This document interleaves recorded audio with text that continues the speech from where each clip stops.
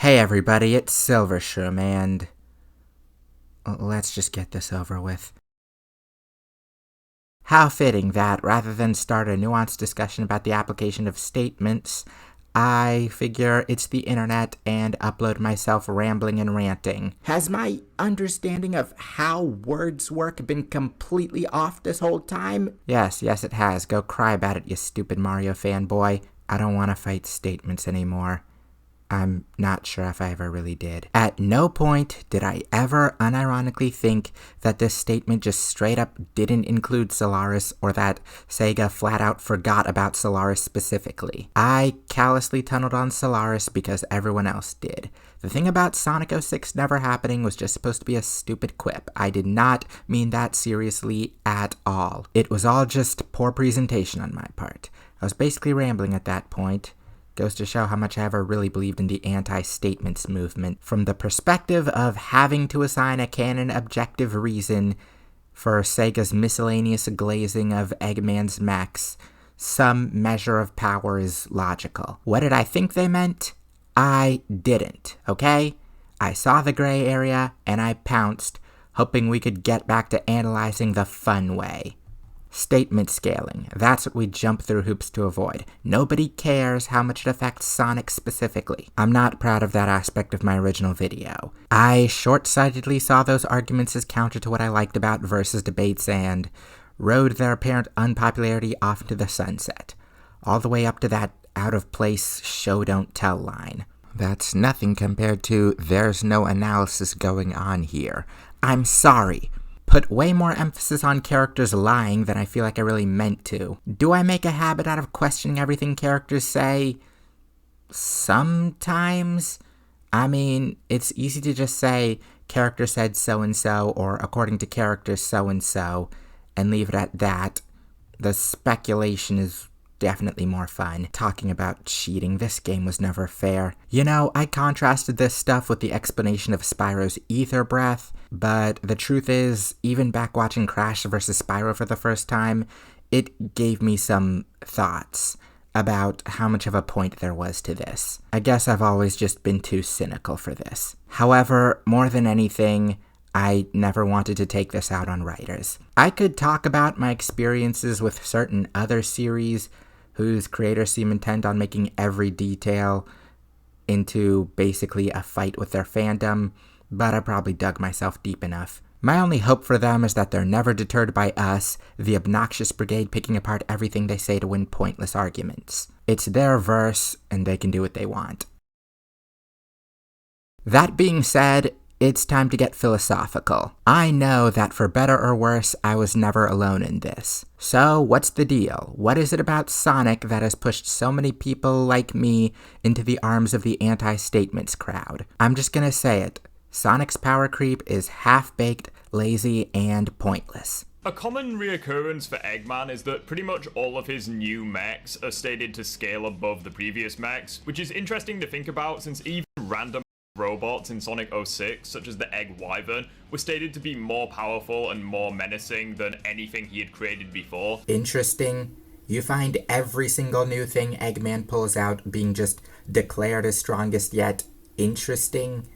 To each their own, I guess. You know, I'd pretty much folded on the Wyvern and Dragoon scaling above the Salamander and Wizard, because no matter how much Eggman covets items like the Soul Emeralds, I can't disprove him turning around and making a mech stronger than one that had their power. Though I maintain this does situationally throw a wrench in the general sentiment of why wouldn't Eggman make stronger and stronger mechs, because when you factor in stolen magic jewels, there's always the possibility that he just can't. I gotta say though, it's pretty telling that base form Sonic's foes never seem to get to these power levels through feats or even statements on their own abilities, just by being arbitrarily declared stronger than whatever came before. But honestly, I think what's most telling is exactly what the Gaming Rift said here. Even random robots. If Eggman's 06 mechs scaling above the Soul Emerald powered machine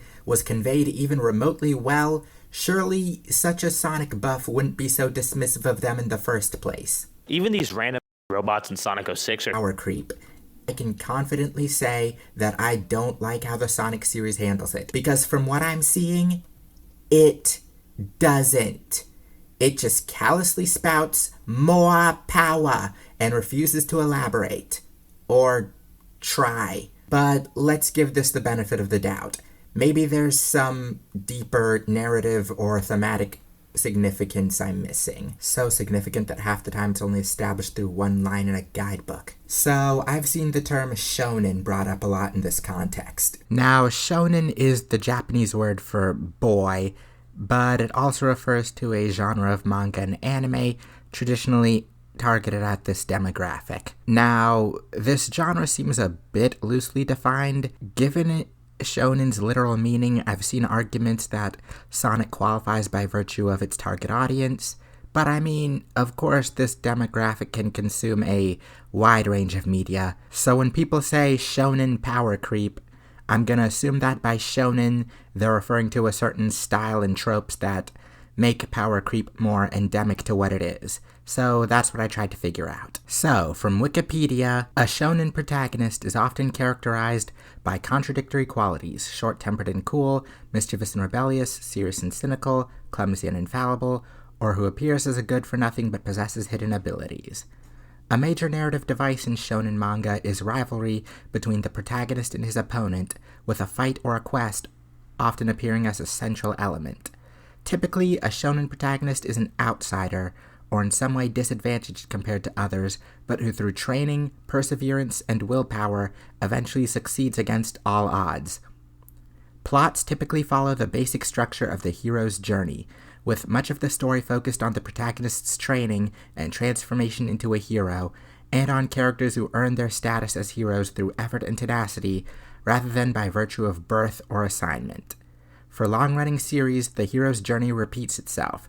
As a new story arc begins, the enemy becomes more powerful, and the danger to overcome becomes greater. In addition to these external conflicts, a shonen protagonist often also faces internal conflicts, typically focused around maturity and growing older. From the Super Anime Podcast, shonen series frequently focus on the journey of the protagonist as they undergo intense training to become stronger.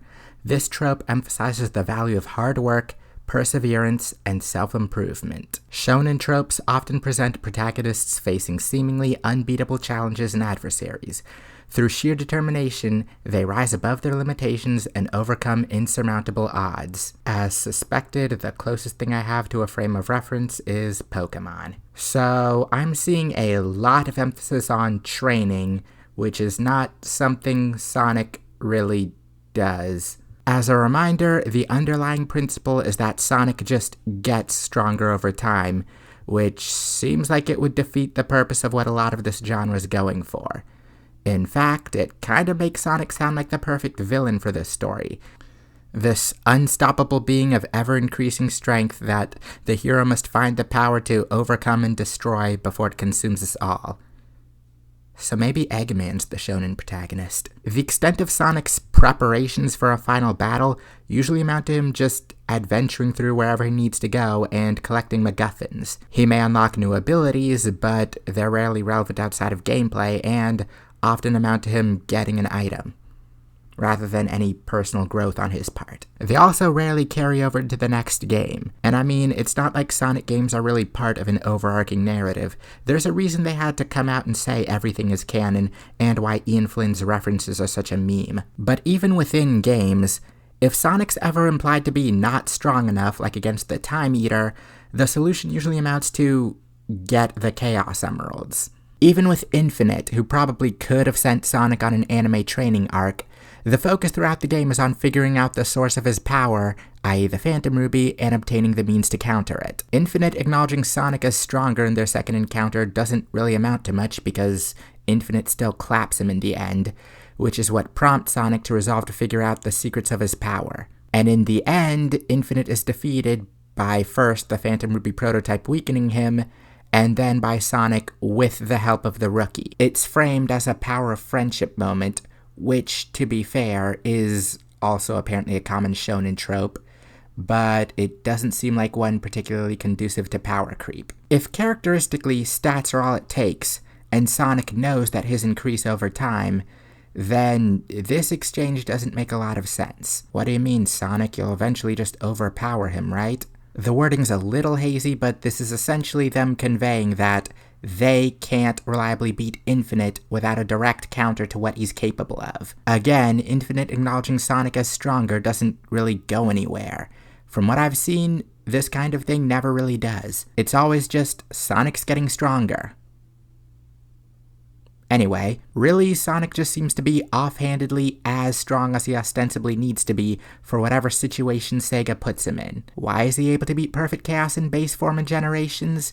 Because Sega wanted to bring back Perfect Chaos as the boss of the Dreamcast era while still saving Super Sonic for Endgame. I mean, they couldn't feasibly have him go Super in this fight when you get a Chaos Emerald for beating it. It's hard to see this as any deliberate or narrative statement on Sonic's strength when it's so blatantly just a consequence of what the game was designed around. As for overcoming adversity and whatnot, well, how much Sonic actually struggles in a given fight is dubious, given it's mostly gameplay. But I mean, one of the arguments I've seen for Super Sonic's power is that he doesn't take Solaris seriously, given some of the stuff he says during the battle. Then again, I don't know how this ever became an argument. Sonic acts like this in like every fight he's ever in, unless he's like at that moment backed against a wall taking a strong attack, which during the average gameplay loop is probably a moot point. But I mean, even in his second encounter with Infinite, the guy who beat him to the point of everyone thinking he was dead, he's being the little blue prick we know and love. It's almost like cockiness is one of his core character traits. He is not taking Solaris seriously, he's literally just being Sonic. Even so, it's worth noting that generally Sonic's foes aren't presented as some kind of challenge for him to rise to, more obstacles than anything else. Sonic doesn't overcome and surpass his foes, he gets them the heck out of his way. I'm not sure Sonic even likes fighting beyond the thrill of the moment. I mean, we've seen him grow increasingly done with Eggman's garbage.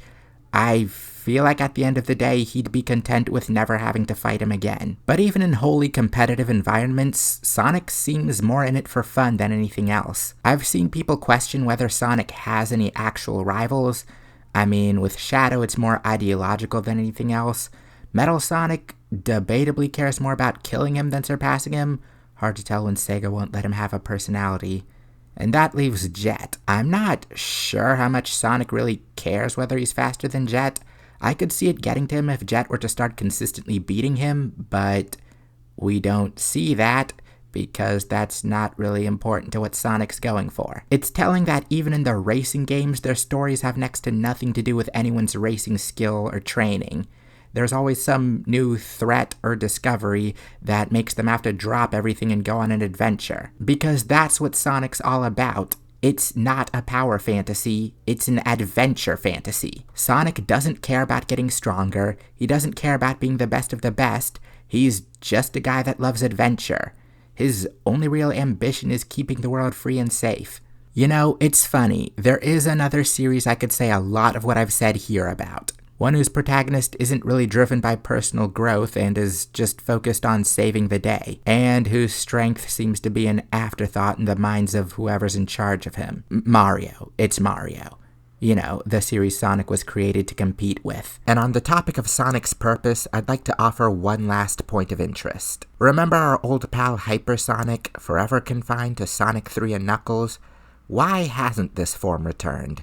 So, Hypersonic was originally achieved through use of the Super Emeralds, which were the Chaos Emeralds transformed by the Master Emeralds. In an interview, Takashi Iizuka was asked about the current whereabouts of the Super Emeralds. What happened to all the Super Emeralds? They're still in another dimension. So is there any way to become hypersonic anymore? I think no. So, they're in another dimension?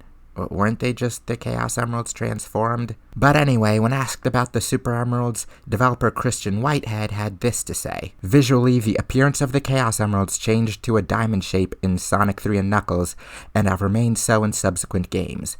But lore-wise, Sonic Team doesn't want to deal with multi-tier power level stuff, so everything is just Super now. And finally, Aaron Weber delivered this at South by Southwest 2018. Now, Izuka-san has already answered this one, so I'm going to go ahead and explain his answer from previous stuff to save time.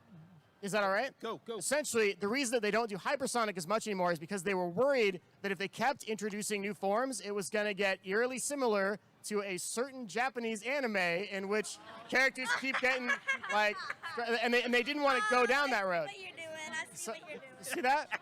I have to say generic things, but I think you understand. Gee, I wonder. Like, everything about this is telling me that Sega actively does not want Sonic to be like a shonen anime, and debatably wants to avoid power creep in general. However, there is one more elephant or glowing hedgehog in the room. Spoilers for Sonic Frontiers: The Final Horizon DLC. During the final boss fight of this DLC, Sonic achieves a new, powered-up version of Supersonic. While it's not named in-game, files apparently call it Supersonic 2. It's described in-game as Supersonic's hidden power, awakened by Master King Coco's trial.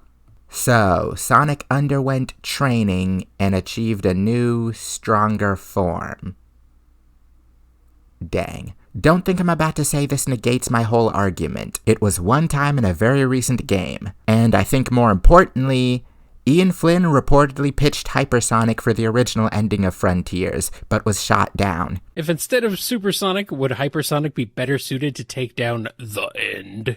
I actually pitched that. Yeah, you did. Very early on.